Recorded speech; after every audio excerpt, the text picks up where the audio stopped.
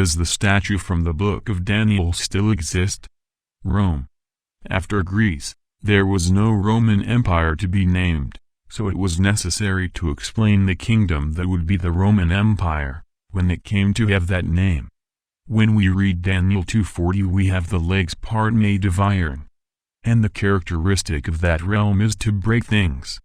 When we see the Babylonian Empire, we see that such a kingdom sought the sages to advise the kingdom, and these sages came from all over the world. When we have Persia, that kingdom also sought advice and was based on evolving with the other kingdoms. Greece, more than all kingdoms, sought knowledge everywhere, as we can see in the account of the library in Alexandria. We even have the Hebrew Bible translated into Greek, called the Septuagint, showing that the Greeks sought the knowledge of other peoples. But with Rome it is different. Rome is the police empire, which seeks only that the peoples submit to their orders. They define that their knowledge system is superior, they alter any concept of other peoples, and they change as their own. The Roman Empire was dominant and extremely rigid in relation to domination. And as we see the sequences of kingdoms, only the Roman Empire would fit into the next kingdom.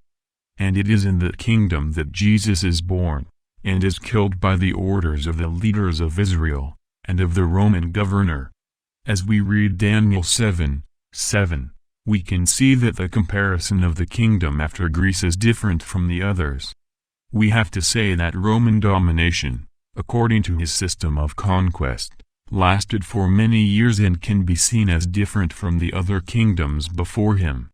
Rome, in addition to controlling the kingdoms with an iron fist, used to place in each conquered kingdom a governor and people who controlled in that subjugated kingdom, causing any movement against the empire to be destroyed.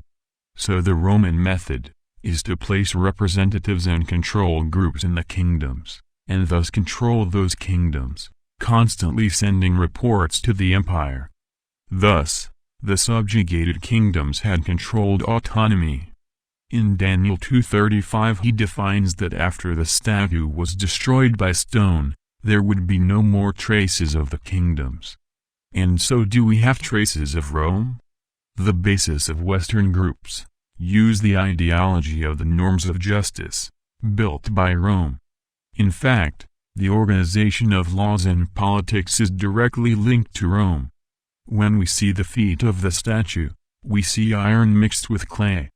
This shows that the system of democracy initiated by the Greeks was organized by the Romans, and so today the kingdoms use the system of laws and politics developed by Rome. Here we can see the bust of Cicero. He said "Pistis in populo, auctortus in senatu," that is to say that the power in the people authorizes in the Senate. Currently, we have the formation of the Senate in modern peoples, fundamentally created in Rome, and existing in current policies. We still have the military control system, acquired from the Roman systems, and their organization.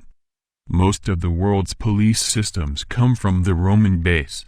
As we see iron, it is in the present kingdom, which involves several kingdoms, and many following Roman rules, and being the way of governing iron.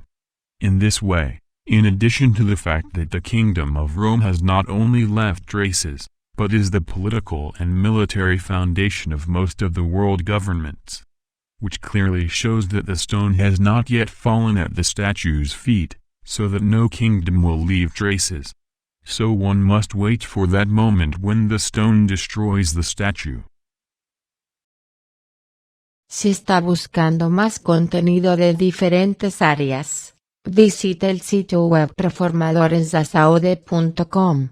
Puede encontrar noticias y contenido detallado, con sistema de investigación y organización de textos y videos.